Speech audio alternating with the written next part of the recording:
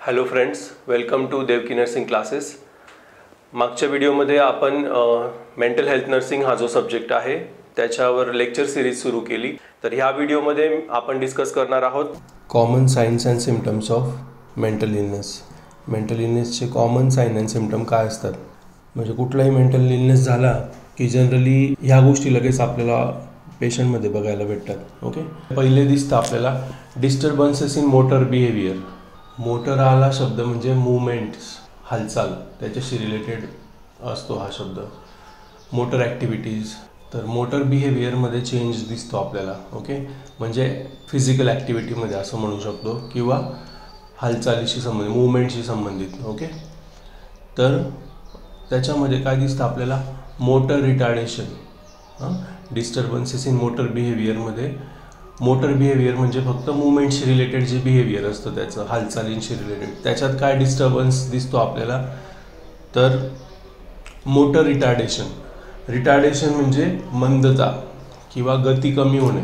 Motor retardation म्हणजे हालचाली मंद होऊन जातात त्या लोकांच्या. सायकॅट्रिक पेशंट जर पाहिले तर ते असे एकदम मंद झाल्यासारखे वाटतात. असे आपण जसं एकदम फास्ट ॲक्टिव्हिटीज करतो, एक झालं की दुसरं, दुसरं झालं की तिसरं, तसं नसतं त्यांचं. आरामात एकदम हळूहळू चालतील, हळूहळू सगळ्या ॲक्टिव्हिटीज अशा स्लो होऊन जातात. ओके, त्याला मोटर रिटार्डेशन असं म्हणतो आपण.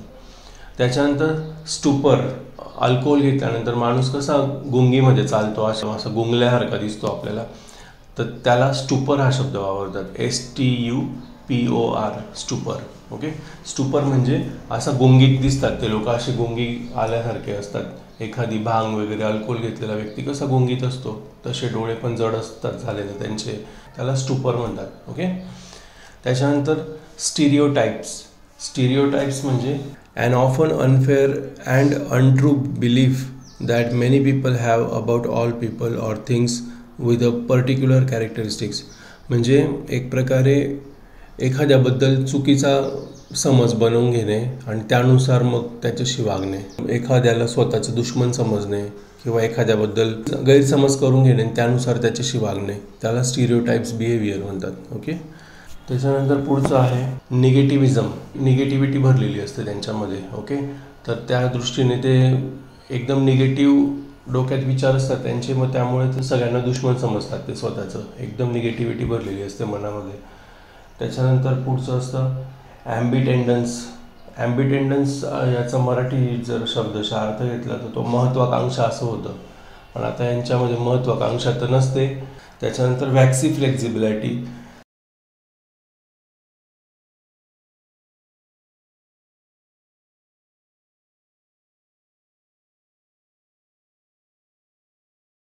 त्याच्यानंतर इकोप्रॅक्सिया. इकोप्रॅक्सियाचा अर्थ होतो दुसऱ्याच्या हालचालीची नक्कल करणे. त्याच्यानंतर मोटर बिहेवियरमध्ये अजून काय दिसतं, रेसलेसनेस. रेसलेसनेसमध्ये एकदम अस्वस्थ असतात, एकदम बेचैन असतात. त्याच्यानंतर ॲजिटेशन असतं. ॲजिटेशन म्हणजे मराठी अर्थ पाहिला तर आंदोलन किंवा सतावणे, त्रास देणे. ओके, तर ते ॲजिटेटेड असतात, एकदम ॲजिटेशन प्रेझेंट असतं त्यांच्यामध्ये. म्हणजे ते काय करतात, एखादी गोष्ट नाही मिळाली का त्याच्यावर लगेच संताप करायला लागतात. ओके, किंवा त्रास द्यायला लागतात की नाही मला हे पाहिजेच, हे पाहिजे. लहान मुलं कसे हट्ट करतात तसं हट्ट करायला लागतात ते. आणि शेवटचं मोटर बिहेवियर बघायला मिळतं डिस्टर्ब झालेलं, ते म्हणजे एक्साइटमेंट. खूप जास्त एक्साइट असतात ते कुठली पण गोष्ट करण्यासाठी, किंवा कुठली पण गोष्ट पाहिजे म्हणजे पाहिजे. डोक्यात विचार आला ती गोष्ट लगेच पाहिजे त्यांना. तर अशा पद्धतीने हे मोटर बिहेवियरमध्ये, जेव्हा मोटर बिहेवियर डिस्टर्ब होतं त्यावेळेस या अशा सगळ्या गोष्टी आपल्याला पेशंटमध्ये बघायला भेटतात. ओके, हे आपल्याला माहीतच पाहिजे, कारण आपल्याला केअर प्लॅन लिहिताना पण किंवा पेशंटला मेंटल स्टेटस एक्झामिनेशन करताना ह्या गोष्टी आपल्याला ऑब्झर्व करायच्या असतात पेशंटमध्ये, की स्टुपर प्रेझेंट आहे का, मोटर रिटार्डेशन आहे, निगेटिव्हिजम आहे, नाही का, ॲबसेंट प्रेझेंट, हे सगळं लिहावं लागतं आपल्याला. तर त्याच्यामुळे ह्या बेसिक गोष्टी एकदम ह्या माहीत पाहिजे आपल्याला सायकॅट्रिकमध्ये. त्याच्यानंतर सेकंड डिसऑर्डर्स बघायला भेटतात, त्या म्हणजे disorders of thought, language and communication. Okay, मग याच्यामध्ये काय बघायला भेटतं, प्रेशर ऑफ स्पीच. ते बोलताना इतके ओरडून बोलतात किंवा इतकं प्रेशर देऊन बोलतात. त्याच्यानंतर काहींमध्ये पॉवर्टी ऑफ स्पीच दिसते आपल्याला. आता हे जे साइन अँड सिम्पटम आहे हे सगळेच एका पेशंटमध्ये असतात असं नाही, डिपेंड्स अपॉन द डायग्नोसिस. डिप्रेशनचा पेशंट असेल तर त्याच्यामध्ये मोटर रिटार्डेशन दिसेल, एक्साइटमेंट नाही दिसणार, कारण तो एक्साइटमेंट नसतो. एक्साइटमेंट कोणात दिसेल? मेनियाच्या पेशंटमध्ये. ओके, आपण in general sign and symptom बघतोय, पण अकॉर्डिंग टू द डिसीज वेगळे साइन सिम्पटम आपल्याला दिसतील. बरोबर, म्हणजे जसं डिप्रेशनचा पेशंट असेल तर तो त्याच्या ॲक्टिव्हिटीज कमी झालेल्या असतील, तो शांत असेल, एक्साइटमेंट त्याच्यात दिसणार नाही, त्याच्यामध्ये निगेटिव्हिझम दिसेल. ओके, त्याच्यानंतर त्याच्यामध्ये आपल्याला रेस्टलेसनेस दिसेल, असे काही गोष्टी दिसतील, सगळ्याच गोष्टी दिसणार नाही. याच्या उलट मेनियाच्या पेशंटमध्ये एक्साइटमेंट दिसेल, तो एकदम ॲम्बिटेंडन्स दिसेल, स्टुपर दिसेल, हे सगळं दिसेल. त्याच्यानंतर थॉट डिसऑर्डर्स किंवा लँग्वेज कम्युनिकेशन डिसऑर्डर्समध्ये काही पेशंटमध्ये पॉवर्टी ऑफ स्पीच दिसेल. पॉवर्टी म्हणजे गरिबी, एक प्रकारे दारिद्र्य. पण आता इथं दारिद्र्य शब्द घ्यायचा का? नाही, इथे काय घ्यायचा? पॉवर्टी ऑफ स्पीच म्हणजे कमी बोलणे, एकदम मोजकं बोलेल. मग हा कोणता पेशंट बोलेल? डिप्रेशनचा पेशंट बोलेल. आता जेव्हा तुम्हाला डिसीज समजतील, डिप्रेशन काय असतं, मेनिया काय असतं, स्किझोफ्रेनिया काय असतं, तेव्हा तुम्ही बरोबर कॅटेगराईज करणार. पण आता कॉमन साइन अँड सिम्पटम हे तर हे लक्षात ठेवायचे.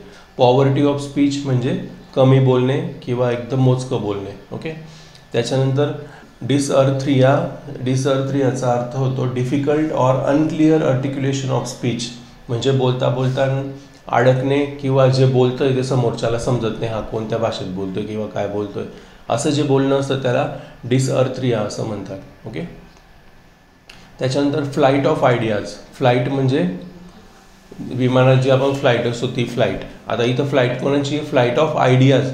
आयडियाज म्हणजे थॉट्स त्यांचे इतके कुठे जातात, म्हणजे ते बसल्या जागेवर फॉरेनला फिरून येतात, म्हणजे अशा पद्धतीने ते बोलतात किंवा अशा पद्धतीने त्यांचे थिंकिंग असते, थॉट्स, की मी हे करेल, मी ते करेल, मी असं आहे, मी तसं, नाही का. कुठे पण त्यांच्या फ्लाईट ऑफ आयडियाज असतात. आयडियाज अशा फ्लाईट करतात कुठे पण. ओके, किंवा असं सांगतील की मी पंतप्रधान होणार आहे उद्या, मी मुख्यमंत्री होणार आहे, माझ्या हातात सत्ता येईल, मी बघून घेईल सगळ्यांना, असे बडबड करतात ते काही पण. ओके, त्याला फ्लाईट ऑफ आयडियाज म्हणतात. ओके, नेक्स्ट आहे सर्कमस्टॅन्शियलिटी.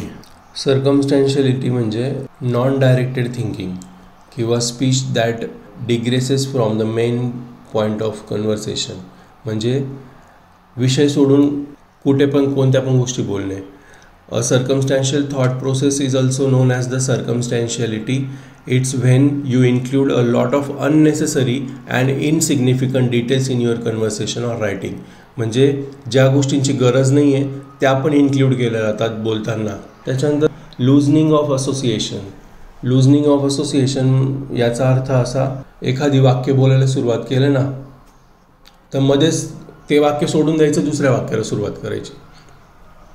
आपण कसं बोलताना एक वाक्य कंप्लीट करतो मग दुसऱ्या वाक्याला जातो ना, हे लोक बोलता लगेच इकडं तिकडं भरकटतात, त्याला लुजनिंग ऑफ असोसिएशन असं पण म्हणतात. ओके, त्याच्यानंतर टँजेन्शियलिटी. टँजेन्शियलिटी refers to a disturbance in the thought process that causes the individual to relate the excessive or irrelevant details that never reaches the essential point of conversation or the desired answer to a question.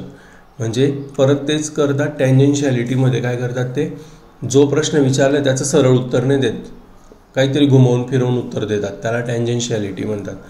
तर त्याच्यामध्ये काय करतात, ते इररिलिव्हंट detail टाकतात. इररिलिव्हंट म्हणजे, relevant म्हणजे एखाद्याला विषयाला धरून, आणि इररिलिव्हंट म्हणजे विषय सोडून काहीतरी, किंवा एक्सेसिव्ह. इररिलिव्हंट किंवा एक्सेसिव्ह. एक्सेसिव्ह म्हणजे जेवढं जे गरजेचं नाही ते पण बोलतात ते लोक, मोजून मापून नाही बोलत, खूप जास्तीचं बोलतात. ओके, त्याला म्हणतात टँजेन्शियलिटी. त्याच्यानंतर इनकोहरन्स. इनकोहरन्स म्हणजे असंगती एक प्रकारे, किंवा incoherence is a quality of being unclear, disjoint or nonsensical. म्हणजे नॉनसेन्स म्हणतो ना आपण, नॉनसेन्स बोलतात, किंवा अनक्लिअर असतं म्हणजे स्पष्ट समजत नाही की नेमकं ह्या व्यक्तीला काय सांगायचं आहे, नाही का, तर त्याला इनकोहरन्स म्हणतात. त्याच्यानंतर पर्सिव्हरेशन हे सुद्धा बघायला मिळतं पेशंटमध्ये. पर्सिव्हरेशन म्हणजे एखादी कल्पना वारंवार मनात येणे किंवा तोच शब्द किंवा तीच क्रिया पुन्हा पुन्हा करण्याची इच्छा होणे, त्याला पर्सिव्हरेशन असं म्हणतात. ओके. त्याच्यानंतर निओलॉजिझमचा अर्थ असा होतो की नवनिर्मित शब्द किंवा a new word or phrase of expression or a new meaning of a familiar word. म्हणजे एखादी शब्द एक वेगळ्या अर्थाने वापरतात ते लोक. They have been form by combining two separate concepts. They explain an idea that didn't have its own word. म्हणजे काहीतरी नवीनच शोधून काढतात, दोन वर्ड एकत्र करून एक नवीन शब्द बनवून टाकतात आणि तो वापरतात. ओके. ज्याचा अर्थ आपल्या कॉमन व्यक्तीला नाही कळत अशा पद्धतीने जे बोलतात त्याला निओलॉजिझम असं म्हणतात. ओके. मोस्टली स्किझोफ्रेनियाचे जे पेशंट असतात ना त्यांच्यामध्ये निओलॉजिझम प्रेझेंट असतं. Okay. A new word that is coin especially by a person affected with schizophrenia and is meaningless except to the coiner. म्हणजे त्याचा अर्थ त्याच व्यक्तीला माहीत असतो जो तो बोलतो, नाही का. त्याच्या व्यतिरिक्त आपल्याला नाही समजत त्या शब्दाचा नेमका अर्थ काय. म्हणजे तो त्याने तयार केलेला शब्द असतो, त्याला निओलॉजिझम असं म्हणतात. ओके. पुढचं आहे clang association. Clang associations are groups of word chosen because of the catchy way they sound and not because of what they mean. Clanging word groups doesn't make any sense together. म्हणजे एकापेक्षा जास्त शब्द एकत्र केले जातात बोलताना त्यांच्याकडून, पण त्यांचा काही अर्थ नाही निघत. तर clang association involve the stringing rhyming words together. Sentence sound catchy but may not make any sense. म्हणजे जे वाक्य बोललं जातं त्यांच्याकडून ते कॅची असतं. कॅची म्हणजे आपलं लक्ष तिकडं वेधून घेतं, बरोबर, पण त्याचा असा काही सेन्स नसतो, त्याच्यामध्ये काही अर्थ नसतो त्याला. ओके. पुढचं आहे थॉट ब्लॉक. थॉट ब्लॉक म्हणजे ते लोक मध्येच शांत होऊन जातात किंवा एखादी वाक्य बोलता बोलता डायरेक्ट स्टॉप घेऊन घेतात. थॉट त्यांचे ब्लॉक होऊन जातात, म्हणजे थॉट प्रोसेस मध्येच ब्लॉक होऊन जाते. That is thought block. त्याच्यानंतर थॉट इन्सर्शन. थॉट इन्सर्शन म्हणजे एखादी गोष्ट बोलत असतो, मध्येच काहीतरी डोक्यात येतं आणि लगेच ती गोष्ट बोलून टाकतात. ते जे चाललं आहे ते पण कंप्लीट नाही करतात, मध्येच काहीतरी थॉट इन्सर्ट करतात. Insertion, thought insertion. Thought broadcasting. Thought broadcasting is the belief that other can hear or are aware of an individual thoughts. म्हणजे पेशंटला असं वाटतं मी जे बोलतोय ना तर ते कोणीतरी रेकॉर्ड करतंय, मी जे बोलतोय तेच पेपरमध्ये येतंय, मी जे बोलतोय ते न्यूजमध्ये येतंय, असं त्याला वाटतं की कोणीतरी त्याचे जे थॉट्स आहे ते म्हणजे माझ्या मनात जे चाललं आहे ते लोकांना कसं कळतं असं त्याला वाटतं. Okay. That is called as thought broadcasting. The person experiences this symptom can also think that their thoughts are being broadcast through different media such as television or radio. म्हणजे त्याला असं वाटतं माझे जे थॉट्स आहे ते रेडिओवर ऐकवले जात आहे पब्लिकला किंवा टी व्हीवर दाखवले जात आहे असं त्याला वाटत असतं. कोणीतरी मला शूटिंग काढतोय माझी, मी जे बोलतोय आणि ते न्यूजला येतं आहे असं त्याला वाटत असतं. ओके. त्याला थॉट ब्रॉडकास्टिंग म्हणतात. त्याच्यानंतर पुढचं सिम्पटम दिसतं आपल्या पेशंटमध्ये इकोलॅलिया. इकोलॅलिया म्हणजे repetition of word just spoken by another person occurring as a symptom of mental condition. म्हणजे तू जो शब्द बोलला तोच मी रिपीट करायचा. मिनिंगलेस रिपिटेशन ऑफ वर्ड्स, त्याला इकोलॅलिया म्हणतात. काही अर्थ नसतो तरी तेच शब्द बोलत राहायचं. पुढचं आहे डिल्युजन्स. डिल्युजन म्हणजे फॉल्स बिलीफ. ओके. खोटा विश्वास किंवा भ्रम होतो किंवा संभ्रम पण शब्द वापरला जातो त्याला. म्हणजे काय, something that is believed to be true or real but that is actually false or unreal. False belief म्हणजे खोटा विश्वास, चुकीचा विश्वास. ओके. त्याच्यानंतर अनरिअल गोष्टींवर विश्वास ठेवणे, जे रियालिटीत नाही आहे त्याच्यावर विश्वास ठेवतात ते लोक. म्हणजे रिअल काय आहे आणि रिअल काय नाही ह्याच्यात त्यांना गोंधळलेले असतात हे पेशंट. त्यांना समजत नाही की रियालिटी काय आणि इमॅजिनेशन काय आहे, ते इमॅजिनेशनमध्ये जगत असतात. ओके. आता डिल्युजन आणि इल्युजनमध्ये काय फरक आहे. An illusion is an indirect reference. An illusion is something that is not as it seems, and the delusion is something that is falsely believed. म्हणजे इल्युजन काय म्हटलंय, something that is not as it seems. जसं दोरी दिसते, दोरीला ते काय म्हणतात, साप म्हणतात. तिथं स्टिम्युलस प्रेझेंट असतो. स्टिम्युलस काय, दोरीला ते काय म्हणतात, साप म्हणतात. आणि डिल्युजनमध्ये काय असतं की डिल्युजनमध्ये स्टिम्युलस अब्सेंट असतं, स्टिम्युलस काहीच नसतं तरी ते विश्वास ठेवतात की काहीतरी आहे. आणि इल्युजनमध्ये स्टिम्युलस प्रेझेंट असतो पण ते रॉंगली परसेप्शन करतात, त्याचं परसेप्शन त्यांचं रॉंग असतं. ओके. ऑब्सेशन्समध्ये काय असतं माहिती का, की एकच क्रिया घडी घडी करणे. म्हणजे त्यांना असं, एखाद्या पेशंटला असं वाटतं माझ्या हातावर काहीतरी मायक्रो ऑर्गॅनिझम्स आहे किंवा काय, तो सारखा हात धुवायला जातो. ओके. तर त्याची थॉट प्रोसेस डिस्टर्ब झाल्यामुळे तो करत असतो, त्याला ऑब्सेशन्स म्हणतात. ओके. ऑब्सेशन्स म्हणजे एकच क्रिया परत परत रिपीट करणे. त्याच्यानंतर शेवटचं आहे फोबिया आपल्याला माहिती आहे, भीती वाटणे. ओके. वेगवेगळ्या गोष्टींची कोणाकोणाला पेशंटला भीती वाटत असते. तर ह्या सगळ्या ज्या गोष्टी बघायला भेटतात खूप महत्त्वाच्या, हे सगळं साइन अँड सिम्पटम्स आहेत because of the disturbance in thought, language आणि कम्युनिकेशन. ह्याच्यात जेव्हा डिस्टर्बन्स होतो त्यावेळेस पेशंटमध्ये आपल्याला हे सगळे साइन सिम्पटम बघायला भेटतात.